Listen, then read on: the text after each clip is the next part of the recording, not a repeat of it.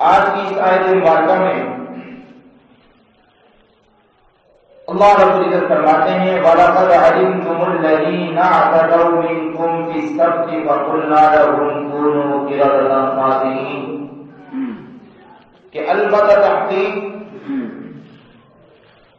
تو جانتے ہو ان لوگوں کو اعتدوا منکم فی السبت کہ جنہوں نے تم میں سے ہفتے کے دن کے بارے میں زیادتی والا معاملہ کیا فَقُلْنَا لَهُمْ كُونُوا قِرَدَةً خَاسِئِينَ تو ہم نے ان سے کہا کہ تم پھٹکارے ہوئے بندر بن جاؤ فَجَعَلْنَاهَا نَكَالًا لِمَا بَيْنَ يَدَيْهَا وَمَا خَلْفَهَا پھر ہم نے اس واقعے کو وہاں کے رہنے والوں کے لیے عبرت کا نشان بنایا وما خلفها اور بانے آنے والے جتنے بھی لوگ ہیں ان کے لیے ہم نے اس کو عبرت کا نشان بنایا وموعظۃ للمتقین اور پرہیزگاروں کے لیے واضح اور کھلی نصیحت نے اس واقعے کو بنایا۔ واقعہ کیا ہے؟ بنی اسرائیل میں اللہ رب العزت نے ان لوگوں کو حکم دیا کہ آپ ہفتے والے دن شکار نہیں کر سکتے،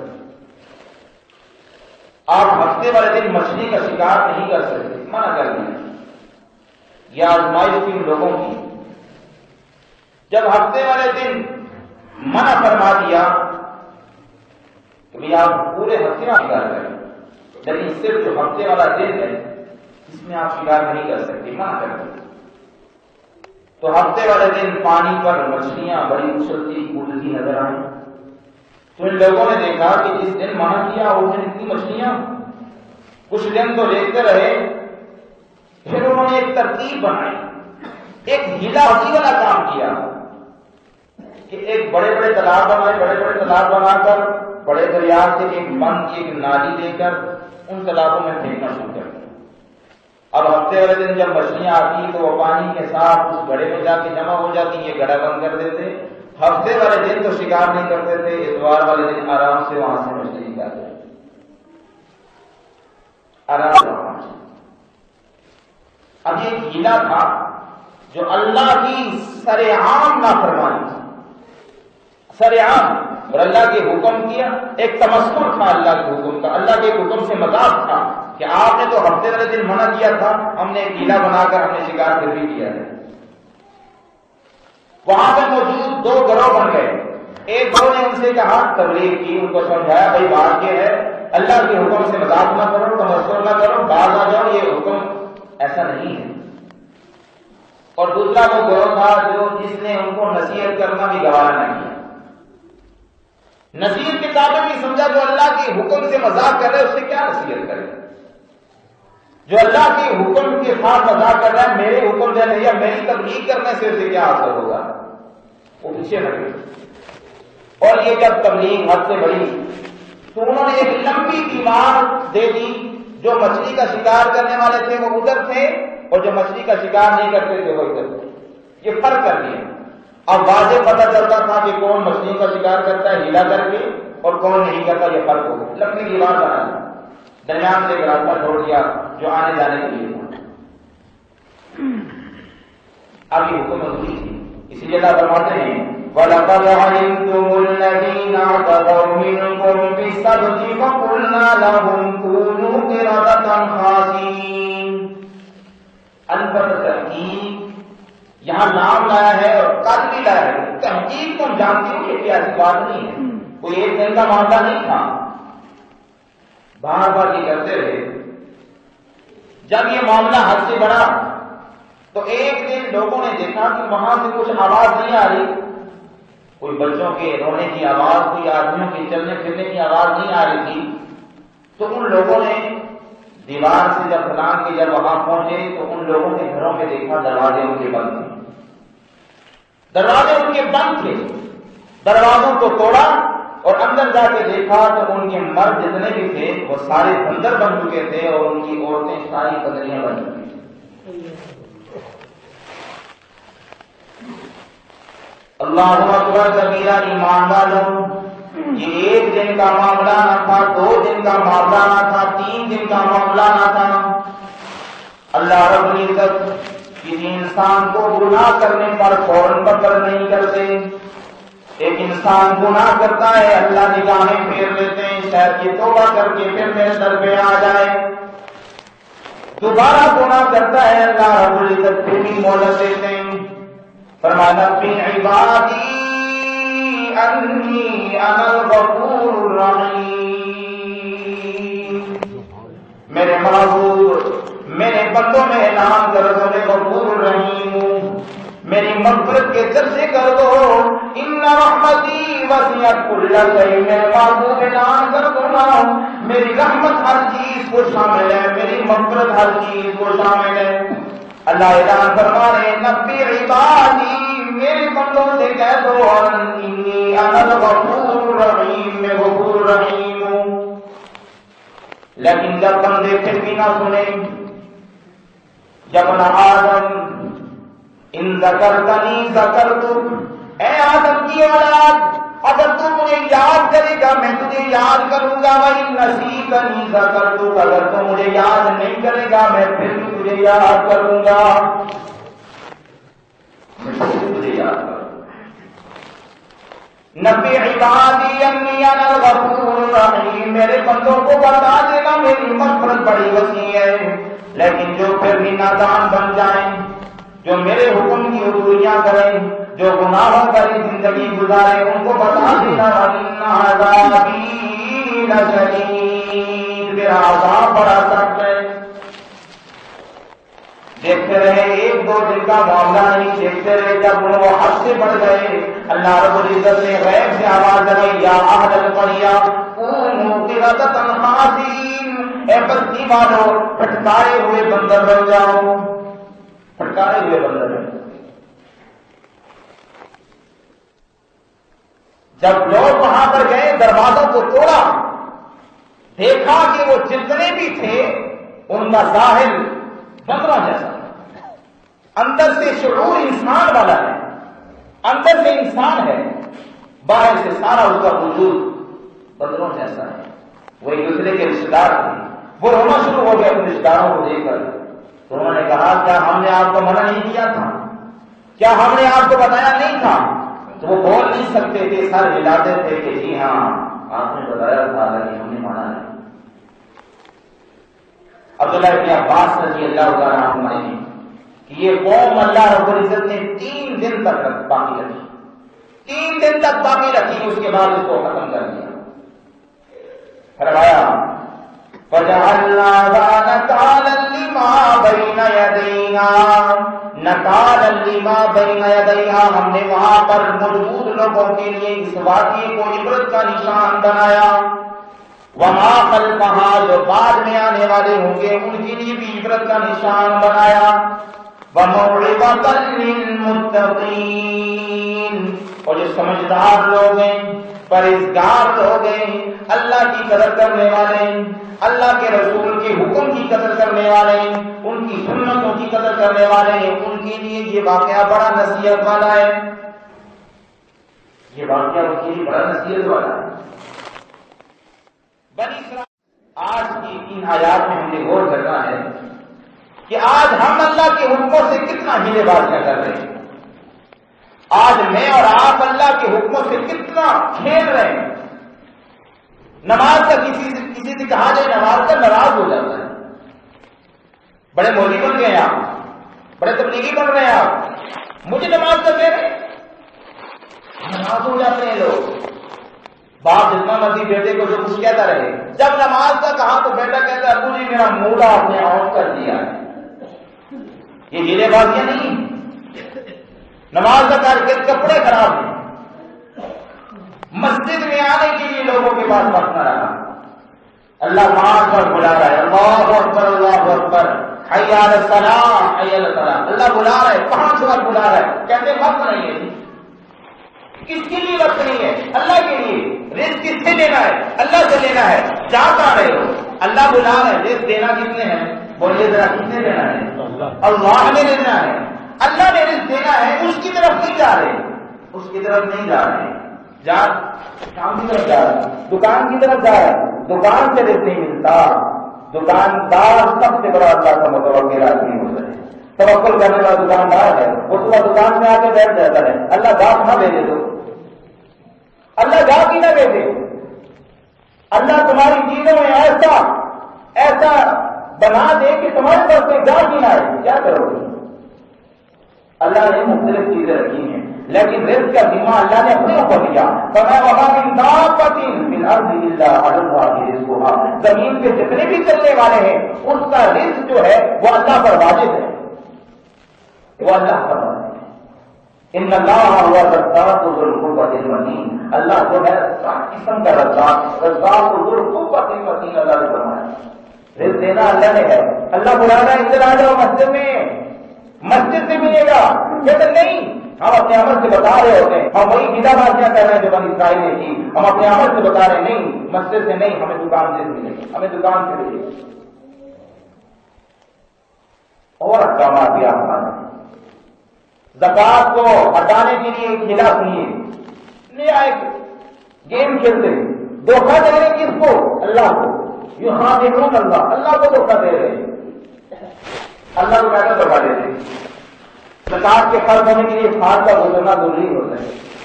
اب بیوی پر زکات فرض ہے، اب جو سال گزرنے کا تھوڑا سا وقت آئے گا، بیوی نے سارا سونا اٹھایا اور خاوند کے بعد یہ آپ لے لیں، یہ آپ لے لیں۔ اب پہلی بات تو بیوی میں زکات نہ دی کہ سونا اس کے بعد نہیں، یہ کتنا بڑا امداد کس لیے جا رہا ہے؟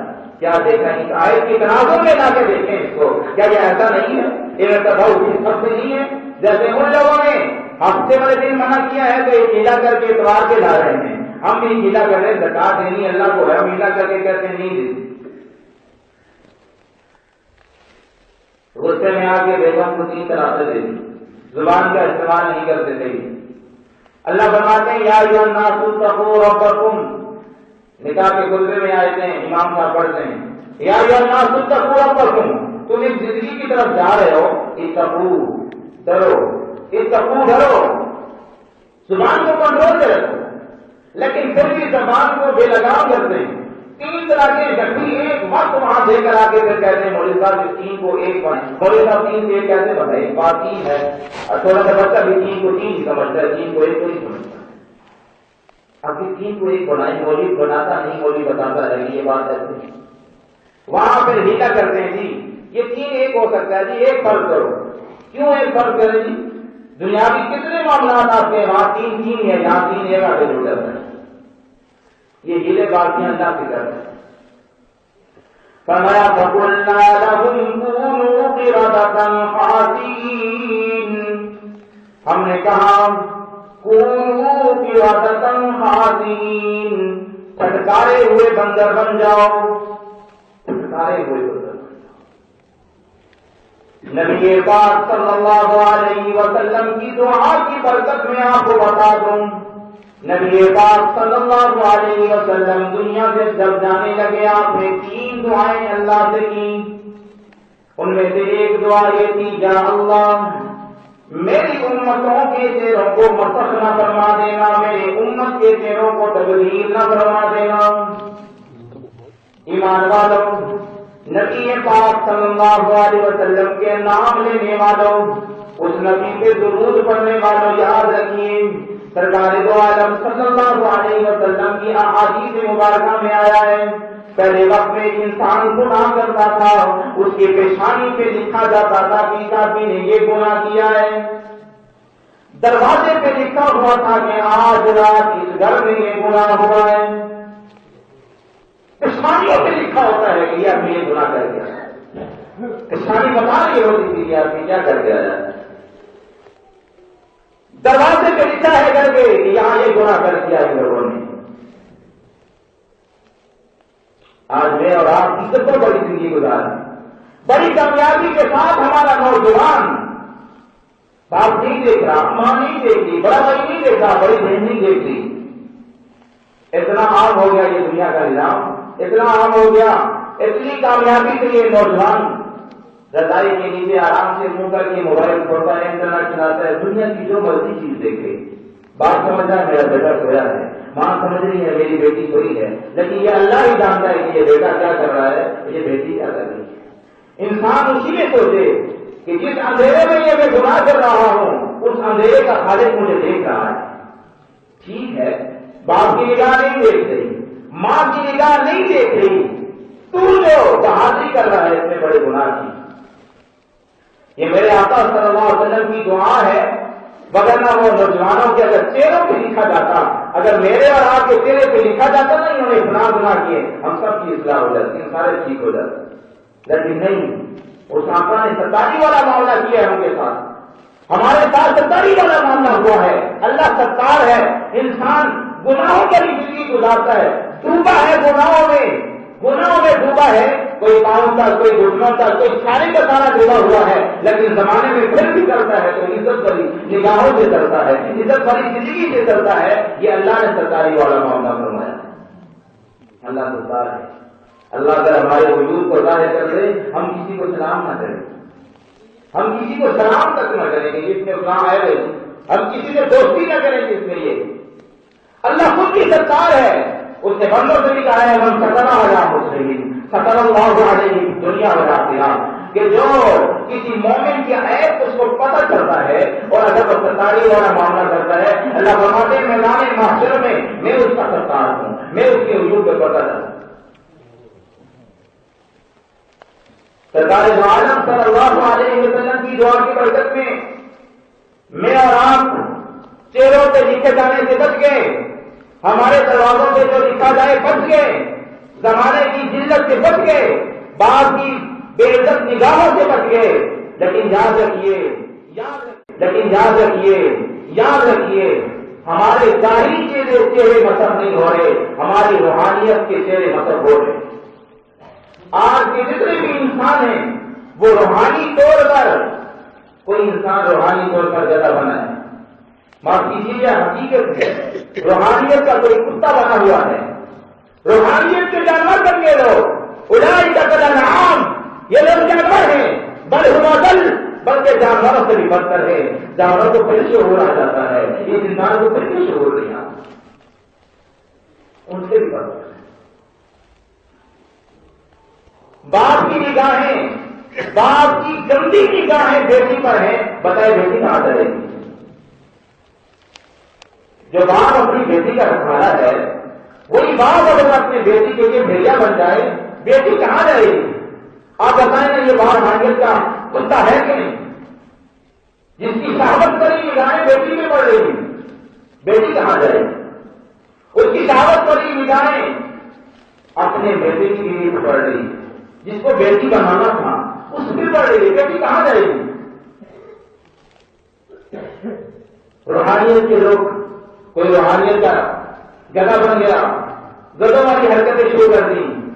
یاد رکھیے تفسیر سورہ منصور میں لکھا ہے 10 جانور جنت میں جائیں گے. گدا جنت میں جائے گا، عزیر علیہ السلام کا. اصحاب کہف کا کتا جنت میں جائے گا. ابراہیم علیہ السلام کا بچڑا جو ڈھونڈ کے لائے تھے جنت میں جائے گا. موسیٰ علیہ السلام کے ہاتھوں سے بننے والا وہ سانپ جنت میں جائے گا. تفصیلی بات ہے، لیکن یاد رکھیے وہ میدان محشر میں سارے انسان کھڑے ہیں، کتا جنت میں جا رہا ہوگا. ایک منٹ کے لیے اگر کتے نے ہم سے پوچھ لیا اور میں کتا ہو کر بھی جنت میں جا رہا ہوں، زمانے میں مجھے گالی سمجھا جاتا تھا، زمانے میں مجھے بدتر سمجھا جاتا تھا، میں ایک روٹی کھا کر تمہارے گھر کی رکھوالی کرتا رہا، تم نے مالک کی کتنی روٹیاں کھائی اور تم کتنی لاپرواہیاں کرتے رہے، میں کتا ہو کر آج جنت میں جا رہا ہوں، تو انسانوں کے آج کہاں جا رہا ہے؟ میں کتا ہو کر جنت جا رہا ہوں، ایک روٹی کھاتا ہوں، زیادہ روٹی کا سوال بھی نہیں کرتا، تو ڈبا دے کے گھر سے نکال دیتا ہے، میں کچھ نہیں کہتا. گدھے نے کہہ دیا کہ لوگ مجھے بھی وقوف سمجھتے تھے، کسی کو بے وقوف کہنا ہوتا کہتے تو گدھا ہے. اور اس نے کہہ دیا دیکھو، اور لوگوں دیکھو جس کو تم بے وقوف کہہ رہے تھے آج وہ جنت میں جا رہا ہے، جس کی مثالیں تم جسے دیتے تھے آج وہ جنت جا رہا ہے، تو کہاں جا رہا ہے؟ ان چیزوں نے، ان جانوروں نے جب ہم سے سوال کیا، صحیح فرمایا میرے اللہ نے، اولئک کالانعام، یہ لوگ جانور بن جاتے ہیں جو گناہوں میں ڈوبے ہیں، جو حکم دنیا میں لگے ہیں، جو ہر قدم سنت کو توڑنے میں لگے ہوئے ہیں، یہ جانور ہیں. بل ہم اضل، جانور سے بھی بدتر ہیں، جانوروں میں جو شعور نہیں ہے. جانوروں کی سمجھ نہیں ہے، وہ شعور نہیں ہے، پھر بھی وہ جنت جا رہے ہیں. ہم انسان ہو کر عقل شعور لیکن